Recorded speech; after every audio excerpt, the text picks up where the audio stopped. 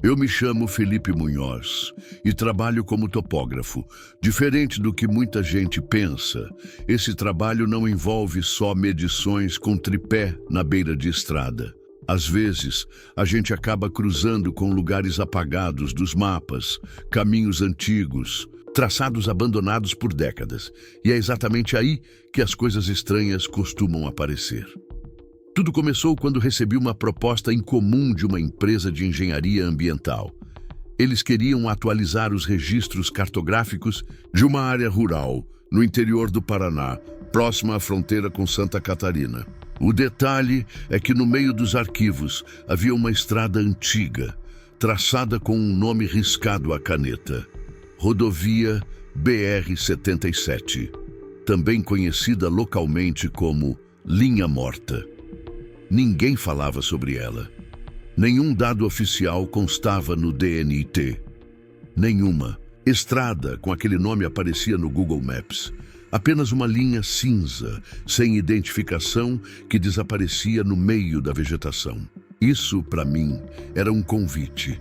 Viajei até a cidade mais próxima, chamada Cruzeta Nova, um vilarejo encravado nas montanhas, quase esquecido pelo tempo. Cheguei com meu equipamento e a planta topográfica em mãos. Quando perguntei no hotel sobre a tal estrada, a dona da pousada travou o olhar. "Moço, não tem estrada nenhuma aqui com esse nome. Se estiver procurando encrenca, é por lá que vai encontrar." Tentei sondar motoristas e moradores. Todos evitavam falar. Um deles me puxou de canto e disse algo que não consegui ignorar.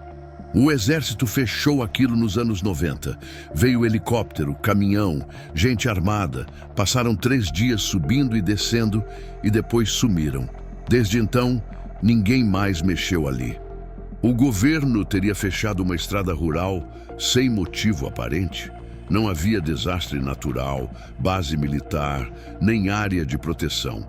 Resolvi checar pessoalmente. Na manhã seguinte, segui de carro por uma estrada de terra até o ponto onde a linha morta começava, e logo percebi que havia algo estranho. As árvores pareciam crescer em curvas para longe da estrada, como se evitassem tocar o asfalto. O mato era alto, mas o pavimento ainda era visível, rachado, mas não tomado por raízes. A estrada estava intacta, embora claramente esquecida. Estacionei o carro, liguei o GPS e comecei a caminhar com a câmera gravando. A primeira placa enferrujada apareceu a 200 metros da entrada. Nela, as letras praticamente apagadas ainda permitiam ler: "Área restrita, perigo real." Mais à frente, encontrei o que parecia ser um antigo ponto de controle militar. Uma guarita em ruínas, sacos de areia caídos, restos de uma cancela e marcas de pneus muito antigas no asfalto. Mas o que me deixou em alerta foi o som, ou melhor, a ausência dele. Nenhum pássaro, nenhum vento, nenhum ruído vindo da mata. Era como se aquela estrada tivesse sido selada do mundo. E então vi algo bizarro. Todos os postes de sinalização ao longo do acostamento estavam tortos, dobrados para dentro da estrada, como se algo tivesse pressionado eles dali para fora, ou como se tivessem tentado impedir que algo saísse. Fotografei tudo, gravei vídeos, e enquanto andava, uma sensação começou a crescer dentro de mim, como se eu estivesse sendo observado. A cada passo, o som dos meus próprios passos parecia mais alto. E então, no meio do silêncio, ouvi um som impossível naquele lugar. Um rádio militar chiando. Gravei o som e segui até a origem. No meio da estrada, encontrei um objeto jogado no mato. Era um comunicador antigo, ainda funcionando, embora não houvesse nenhum sinal na região. De repente, o aparelho emitiu uma mensagem clara, com voz metálica e grave: "Retorne. Ciclo reativado." Meu coração gelou. Estava sozinho, sem sinal, a mais de 10 quilômetros da cidade e segurando um rádio que não devia funcionar. Mas o pior ainda estava por vir. Quando olhei para trás, a estrada não era mais a mesma. A paisagem atrás de mim havia mudado. A trilha que percorri já não parecia a mesma estrada pela qual vim. As árvores estavam mais próximas do asfalto, como se tivessem avançado metros em poucos minutos, e os postes tortos haviam desaparecido completamente. Tentei voltar, caminhei uns 20 metros, mas a sensação era de estar andando em círculos. Tudo ao meu redor começava a parecer igual, como se o próprio espaço estivesse dobrando sobre si. Voltei para o ponto onde encontrei o rádio militar. Ele agora estava quebrado, com a antena arrancada e os botões afundados. Senti um gosto metálico na boca, uma leve pressão nos ouvidos, como se estivesse em grande altitude. Olhei para o céu, completamente limpo, mas o ar parecia denso, quase líquido. Continuei andando pela estrada, mais por instinto do que por lógica. Em dado momento, percebi marcas no asfalto, como se algo muito pesado tivesse sido arrastado dali em direção ao mato. A vegetação ao lado estava achatada, queimada em alguns pontos, e havia um cheiro forte de ferro, como sangue oxidado. Me aproximei e encontrei algo que não deveria estar ali. Uma bota militar, ainda com parte de um osso dentro. Era recente. O couro não estava seco, o metal dos ilhoses ainda brilhava. Não era de 30 anos atrás. Alguém esteve ali há pouco tempo. Continuei por mais alguns metros e avistei, à distância, o que parecia ser uma construção baixa e camuflada, meio encoberta por folhagens artificiais e terra. Um bunker, totalmente fora dos registros, em meio a uma estrada que oficialmente não existe. Tentei me aproximar com cautela, gravando tudo. A entrada era protegida por uma porta metálica com tranca eletrônica, completamente inativa. Mas, ao tocar nela, a porta rangeu e abriu levemente, como se alguém a tivesse destravado minutos antes. Entrei. O interior era úmido, escuro e silencioso, exceto pelo leve zumbido de algum gerador antigo funcionando ao fundo. A luz do meu celular revelou corredores estreitos, painéis quebrados, cadeiras viradas e marcas nas paredes. Marcas de garras. 3 riscos longos e paralelos arranhavam o metal como se fossem de algo com força absurda. Um dos cômodos ainda tinha documentos espalhados pelo chão. Peguei alguns e percebi que todos estavam carimbados com uma sigla que eu não reconhecia: GOIN. Grupo de Operações de Incidentes Não Convencionais. Nunca tinha ouvido falar disso. As pastas falavam de um ponto de convergência instável e listavam relatos de distorções acústicas, desaparecimentos súbitos e anomalias temporais visuais. Em uma folha solta, escrita à mão, uma frase me fez gelar. Contenção. Falhou. Protocolos desativados. Não atravessar o quilômetro 19.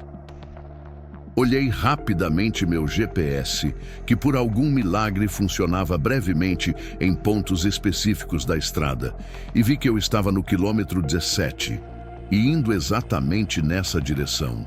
Saí do bunker antes que a bateria da lanterna acabasse. Lá fora, a luz natural estava esquisita, alaranjada demais para o horário. Era como se o sol estivesse mais perto, ou talvez como se fosse outro tipo de luz. Mais opressiva, mais doentia. Peguei a estrada novamente e notei que o mato estava mudando. As plantas eram diferentes. Os galhos tinham formas retorcidas. E vi um grupo de corvos empoleirados em uma árvore, todos completamente imóveis, como se estivessem petrificados. Tentei registrar em vídeo, mas a câmera gravou apenas uma tela preta com ruído. Quando olhei de novo, os corvos haviam desaparecido. Um som grave, como uma frequência baixa e pulsante, começou a ecoar pela estrada, saindo de todos os lados, ao mesmo tempo. Tampei os ouvidos, mas o som parecia estar dentro do meu crânio. Do nada, ele parou. E logo após, a estrada à frente se abriu em uma clareira. E no meio dela havia um marco de concreto com um número desgastado, KM-19. Me aproximei devagar, e atrás do marco havia algo ainda mais perturbador. Um carro preto, novo, com placas comuns, capô amassado e portas abertas. Dentro, câmeras e mochilas. Alguém havia tentado o mesmo que eu e aparentemente não voltou. O carro preto parecia ter sido deixado ali às pressas. Uma das mochilas estava aberta, com equipamentos de filmagem espalhados pelo banco de trás.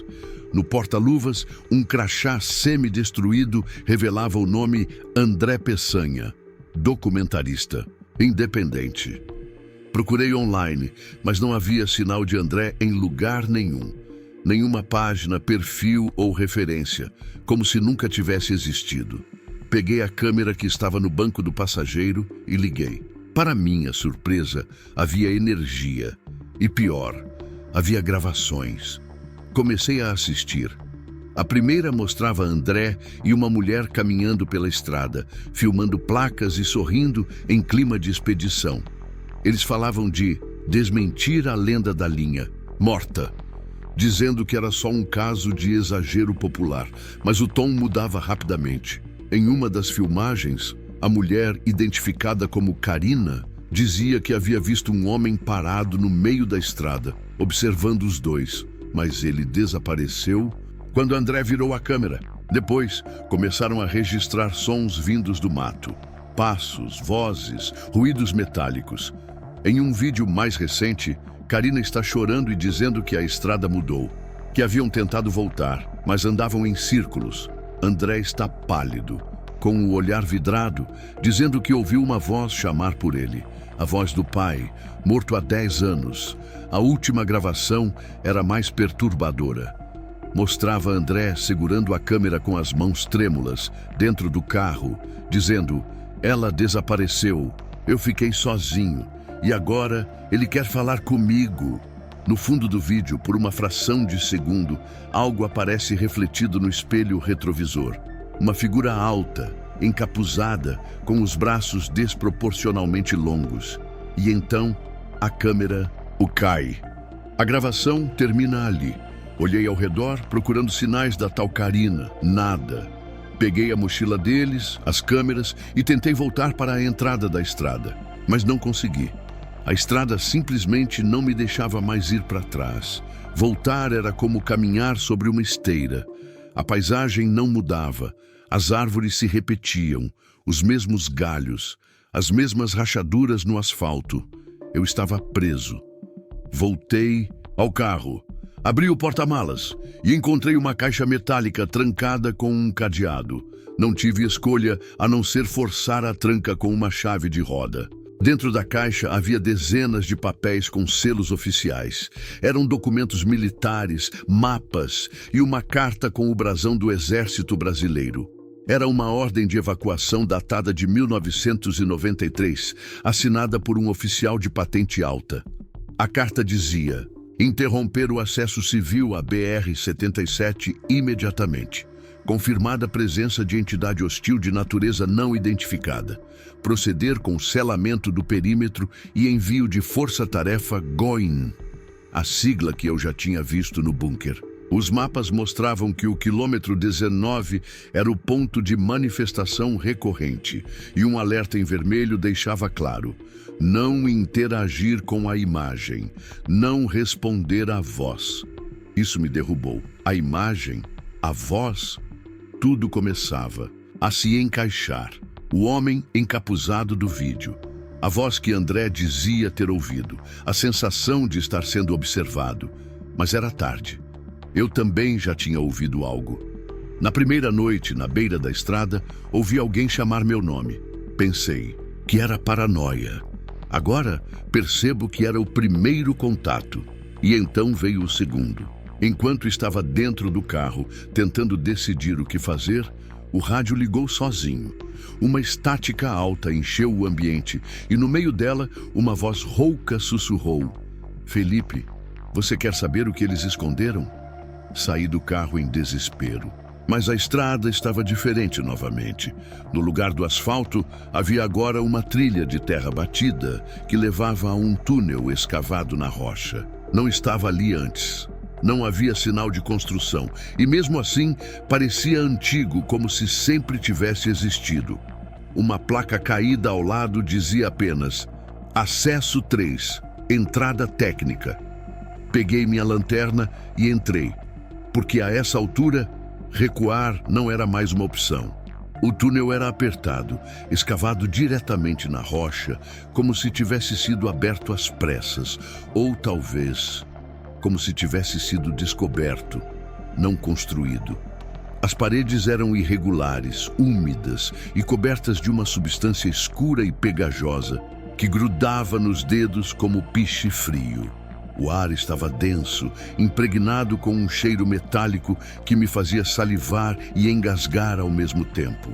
Cada passo ecoava como uma batida de tambor abafado, e mesmo com a lanterna apontando para frente, sentia a escuridão se mover ao redor de mim, como se estivesse viva.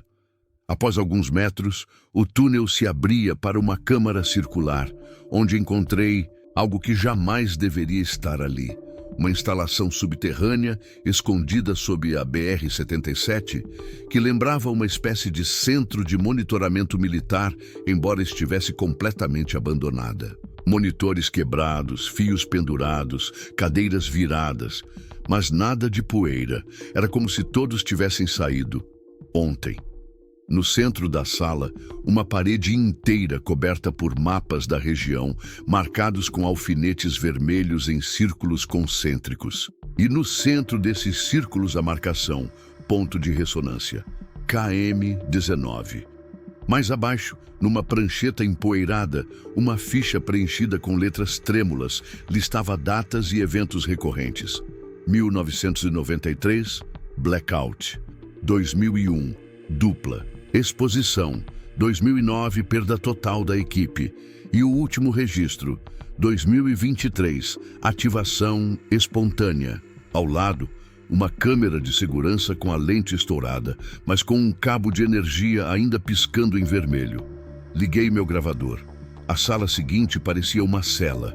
Grades grossas, uma maca no centro e nas paredes, marcas de mãos, dezenas delas, de tamanhos diferentes, como se várias pessoas tivessem tentado sair dali ao mesmo tempo. Algumas estavam pintadas com o mesmo líquido escuro que cobria as paredes do túnel. Ao lado da maca, um monitor cardíaco ainda pulsava lentamente, como se conectado a alguém invisível. E então, ouvi o barulho. Uma batida seca, seguida por outra. Não era no chão, era no teto. Algo caminhava sobre a instalação, acompanhando meus passos. Voltei correndo até a sala principal, mas a passagem do túnel havia desaparecido. No lugar dela, apenas uma parede lisa de concreto. Preso. Foi então que todas as luzes da instalação se acenderam de uma vez. Uma sirene baixa começou a tocar. Monitores antes apagados começaram a exibir imagens em preto e branco.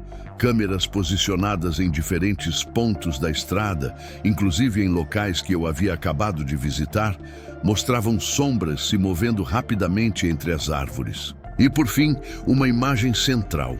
Uma figura parada em frente à placa do KM-19. Alta, imóvel, envolta em um manto escuro que oscilava como se estivesse debaixo d'água.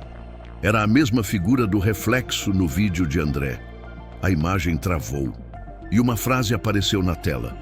Exposição total. Consciência em convergência. De repente, todas as luzes se apagaram. Um estrondo sacudiu a instalação. O gerador falhou. O chão tremeu.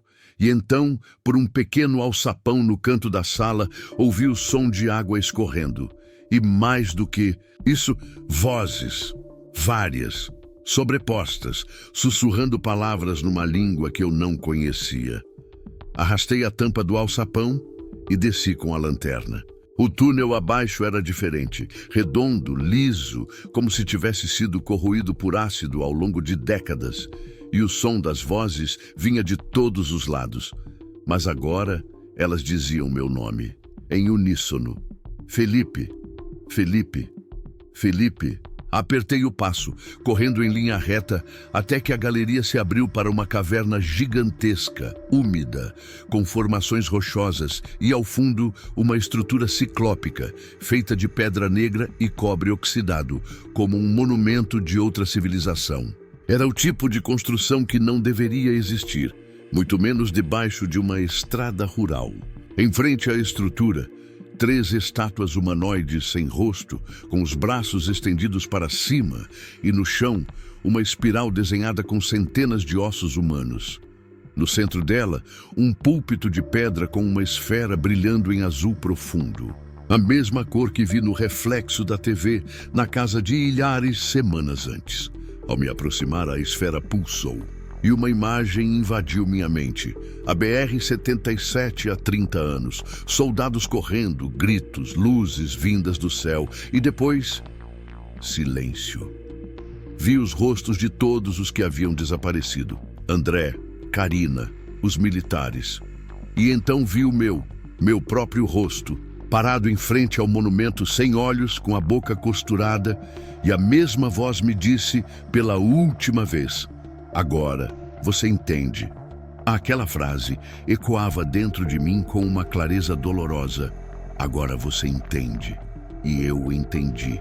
Não verbalmente, não por lógica, mas por algo mais instintivo, primitivo. Eu compreendi que a BR-77 não foi fechada por um erro ou ameaça militar comum. Ela foi lacrada porque cruzava um ponto onde a realidade é frágil demais, onde o tempo se dobra, onde as vozes do passado e do futuro sussurram juntas e onde alguma coisa, algo que não nasceu na Terra, tenta atravessar. A esfera no púlpito brilhou mais uma vez, e uma onda de memórias que não eram minhas invadiu minha mente. Soldados entrando pela mesma caverna, disparando contra algo invisível. Engenheiros tentando enterrar a estrutura sob concreto. E, por fim, oficiais assinando ordens para que todos os envolvidos desaparecessem. Eles chamavam aquilo de a fenda da consciência, um ponto onde o tecido da percepção humana se desfaz, onde tudo o que é oculto se torna visível e onde o visível enlouquece quem vê. Tentei recuar, mas meus pés não obedeciam. A esfera parecia me atrair, me puxar com uma força que não era física. Minha lanterna piscava cada vez mais, até se apagar. O brilho da esfera era agora minha única luz. Mas algo mudou. Uma segunda figura apareceu ao lado dela. A figura encapuzada. Ela estava imóvel, mas parecia respirar. Seu manto oscilava, como se o ar ao redor estivesse em movimento constante. Não tinha rosto, mas eu sabia que me encarava. E então ela levantou a mão e apontou para mim. O som que ecoou não foi um som, foi um pensamento, uma ordem. Escolha. Ao meu redor, as 3 estátuas vibraram, a caverna tremeu. A esfera brilhou em vermelho e tudo se apagou. Acordei horas depois ou dias, não sei. Estava deitado no meio do mato, a poucos metros da placa da BR-77, completamente sozinho. A estrada parecia normal. Nenhum sinal da instalação, do túnel ou do monumento. Meu carro estava ali, intacto. O céu estava limpo e havia sinal no celular. Mas os arquivos estavam todos corrompidos.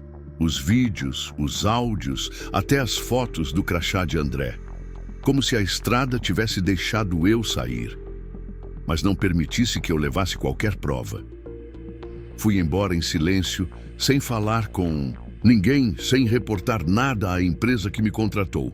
Mas uma semana depois, recebi uma carta, sem remetente, sem selo postal.